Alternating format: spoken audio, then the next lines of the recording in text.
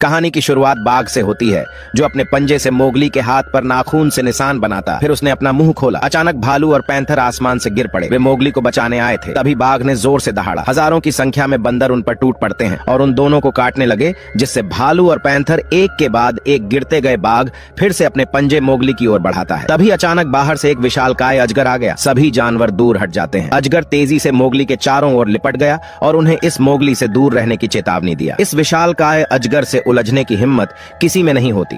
तभी बाघ को हार माननी पड़ी। यह अजगर भूत और भविष्य देख सकता था, तो उसने मोगली की कहानी देखी।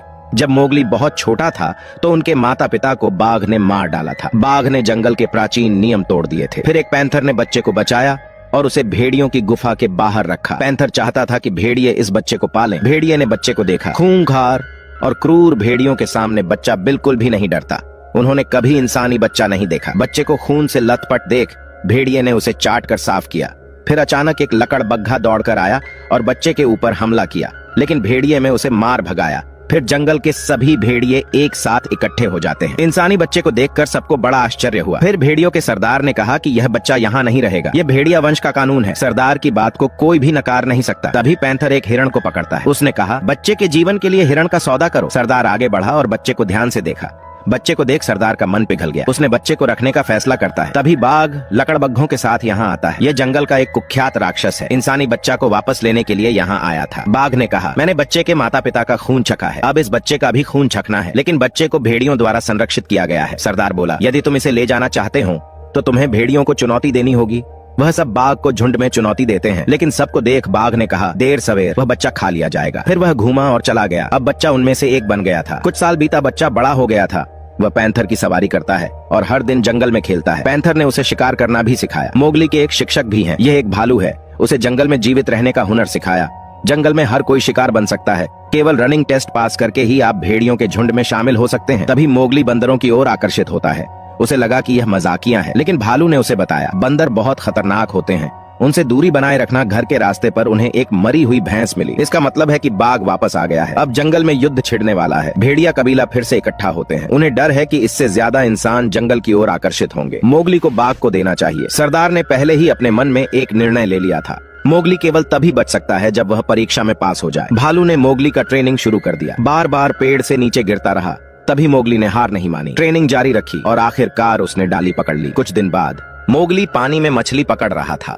अचानक उसने देखा कि मछलियां सभी अलग दिशाओं में भाग रही थीं। उसने ऊपर देखा, यह बाघ था जिसने अभी अभी खाना खत्म किया है। वह पानी को अपने खून वाले मुंह से चाटने लगा, जिससे खून पानी में फैल जाता है। मोगली ने बुरी तरह अपनी सांसें रोक लीं, लेकिन मुंह से बुलबुले सीधे ऊपर जाने लगे, जिससे बाघ का ध्यान खींचा। बाघ ने मोगली को देख लिया, लेकिन नहीं देखने का नाटक किया। मोगली तुरंत ऊपर आ गया और अपनी जान बचाने के लिए जल्दी से भागा। बाघ बिल्कुल पीछे पीछे आता है, लेकिन 2 पैरों वाला लड़का बाघ से कैसे आगे निकल सकता है। तभी मोगली घबराहट में जाल में गिर गया। एक तेज चीख पैंथर के कानों तक पहुंची। उसे एहसास हुआ कि मोगली खतरे में है। जाल में फंसा मोगली बहुत भाग्यशाली था। वह उस नुकीले लकड़ी पर नहीं गिरा। तभी बाघ ऊपर से गुजरा है। फिर एक लंबी सी चीज अंदर आई। दरअसल यह हाथी की सूंड थी। ये मोगली की कमर के चारों ओर लपेटता है और उसे जाल से बाहर निकलता है। मोगली को अपने सामने काई से ढका हुआ विशाल हाथी दिखाई देता है। इसी समय पैंथर आ गया। सामने के दृश्य ने उसे झकझोर कर रख दिया। फिर हाथी कुछ नहीं किया, वह घूमा और उधर से ही चला गया। मोगली भी पैंथर पर सवार हुआ और जल्दी से घर चला गया और बाघ ने यह सब छुप कर देखा। आज भेड़ियों का ट्रेनिंग आधिकारिक तौर पर शुरू हो रहा है। भेड़िया जो कबीले का सदस्य बनना है, उसे परीक्षा पास करना होगा। पैंथर पीछे से उनको पकड़ने का कोशिश करेगा। वे तैयार थे। सरदार ने आदेश दिया।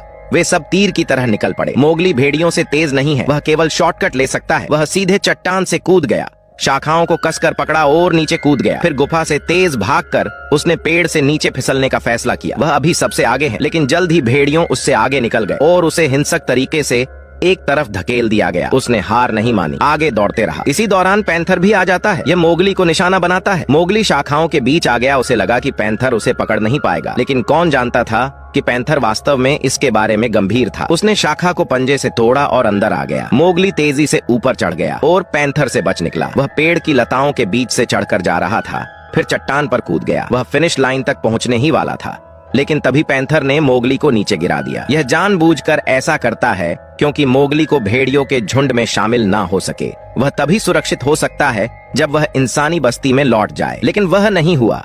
जो मोगली चाहता था। वह बहुत दुखी है। फिर वह नदी के किनारे अकेले बैठा रहा। फिर उसी शाम भेड़िए शिकार पर निकले हैं। इनका शिकार हिरण थी। सरदार उछला लेकिन उसे पकड़ नहीं सका। यह अपने जीवन में पहली बार असफल हुआ है। भेड़िया कबीले के कानूनों के अनुसार यदि सरदार विफल हो जाता है तो वह दूसरों भेड़ियों की चुनौती स्वीकार कर लेगा। जो भी इसे हराएगा वह नया सरदार बनेगा। बाघ यहाँ शो देखने आया था। वहाँ भेड़ियों ने पहले से ही हमला करना शुरू कर दिया, लेकिन सरदार अभी भी बहुत भयंकर है। वे सरदार को हराने के लिए केवल पहिया युद्ध का उपयोग कर सकते हैं। मोगली ने बाघ की बुरी नजर देखा। वह तुरंत समझ गया कि यह सबको अलग थलग करने की बाघ की चाल थी। मोगली मदद के लिए आगे बढ़ना चाहता था, लेकिन भालू ने उसे रोक दिया। तभी मोगली इंसानी बस्ती से आग उठाकर भेड़ियों की ओर तेजी से भागा। सरदार पहले से ही जख्म से भरा हुआ था। सौभाग्य से मोगली समय पर आ गया। हाथ में मशाल लहराते हुए भेड़ियों का आक्रमण रोका और उसने बाघ को भगा दिया। मोगली भेड़ियों के लिए इंसानी हथियार लाया, इसलिए सरदार के पास मोगली को यहाँ से भगाने के अलावा कोई विकल्प नहीं था। वह अंदर से बहुत दुखी था। मोगली सीधे इंसानी बस्ती की ओर दौड़ा। हाथ में मशाल लहराते हुए सबको दूर रहने को कहा, लेकिन उसे डंडे से मारकर गिरा दिया। मोगली को इंसानों ने पिंजरे में डाल दिया। उसे आजाद होना था। उसने पागलों की तरह रेलिंग पर मारना शुरू कर दिया, यहाँ तक कि उसने अपने मुंह से रेलिंग को काटने लगा, जिससे वह बहुत थक गया। अचानक कोई उसके लिए खाना लेकर आया। मोगली आगे की ओर झुका और सूंघा। बस मांस का एक टुकड़ा उठाया और तुरंत थूक दिया। उसे इंसानों का खाना पसंद नहीं आता। कई बच्चे आए और उस पर हंसे और मोगली को छड़ी से मारा। वह पागलों की तरह चिल्लाया, सबको डरा कर भगा दिया। रात में पैंथर आता है। यह यहाँ मोगली को बचाने के लिए नहीं आया, बल्कि उसे समझाने आया था कि तुम्हें इस इंसानी बस्ती में रहना होगा, तुम्हारे जान को खतरा है। ये कहकर जंगल में वापस लौट गया। अगले दिन जेल का दरवाजा खोला गया। मोगली बाहर आया। फिर किसी महिला ने उसके शरीर को साफ किया और उसे जूते पहनाए। मोगली धीरे धीरे इंसानी जीवन में शामिल हो गया है। शिकारी ने मोगली को एक चाकू भी दिया। अपनी सुरक्षा के लिए इसे अपनी छाती पर लटका लिया। उस दिन एक भेड़िए को मोगली मिल गया। उसने बताया कि बाघ ने सब कुछ अपने कब्जे में कर लिया। उसने बहुत से भेड़ियों को मार दिया और बाकियों को जंगल के किनारे तक खदेड़ दिया। मोगली अब इंसानों के साथ नया सफर शुरू कर दिया है और अब वह दोबारा भेड़ियों के पास नहीं जाएगा। एक रात मोगली गलती से शिकारी के गोदाम में घुस गया। उसने अंदर सभी प्रकार के जानवर देखे। उसमें अपनी सबसे अच्छी दोस्त को भी देखा। उसे बहुत दुख हुआ। मोगली शिकारी को सोते समय मार डालना चाहता था, लेकिन आखिर में उसने अपना मन बदल लिया। मोगली ने कोने में देखा, उधर एक विशाल हाथी के दांत था। उसने गुप्त रूप से हाथी के दांत को विशाल हाथी को लौटा दिया और उसके साथ एक समझौता किया, बस जंगल में बाघ से छुटकारा पाने में मेरी मदद करो। फिर मोगली ने बाघ को अकेले में बुलाया। बाघ बहुत अहंकारी है। उसे लगता है कि वह यह लड़ाई जीत लेगा। अचानक मोगली ने आसमान में देखा और जोर से चिल्लाया। फिर दर्जनों हाथी जंगल से आए। तभी लकड़बग्घा अपनी दुम उठाकर भाग गया।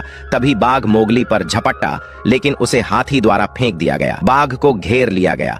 भागने का कोई रास्ता नहीं था। मोगली ने चाकू से वार किया और उसके पीठ पर कूद गया, लेकिन एक लड़का बाघ का मुकाबला कैसे कर सकता है। मोगली सीधे नीचे गिरा। बाघ ने झपटा मारा, लेकिन मोगली बच गया। वह तेजी से पेड़ पर चढ़ गया। बाघ बहुत खूंखार था। उसने लगभग उसे पकड़ लिया था।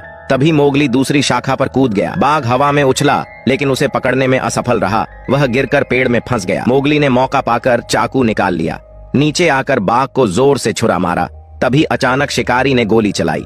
मोगली हाथी से कहता है, ये वही है जिसने दांत चुराया था। शिकारी ने झट से बड़ी बंदूक उठा लिया और फिर से निशाना लगाया। गोली मोगली को छू कर निकली। दूसरी गोली चलाने ही वाला था कि एक विशालकाय हाथी ने उसे टक्कर मार दिया। बाघ भी मोगली पर झपटा। सौभाग्य से भेड़ियों के सरदार ने समय पर बचा लिया, लेकिन बाघ अभी मरा नहीं है। इस समय मोगली के सभी दोस्त आ गए। बाघ के पास जंगल में भागने के अलावा कोई विकल्प नहीं था। सरदार की गंभीर चोटों के कारण मृत्यु हो गई। मोगली चाकू उठाता है और जंगल की ओर बढ़ा। उसने बाघ को देखा। बाघ ने अपनी आखिरी ताकत से संघर्ष किया, लेकिन मोगली ने चाकू मारकर हत्या कर दिया। बाघ और शिकारी दोनों मारे गए। मोगली को भेड़ियों से मंजूरी मिलती है। भेड़िया झुंड का नया राजा बन गया। जंगल में फिर से शांति लौट आई। सब्सक्राइब करना ना भूले।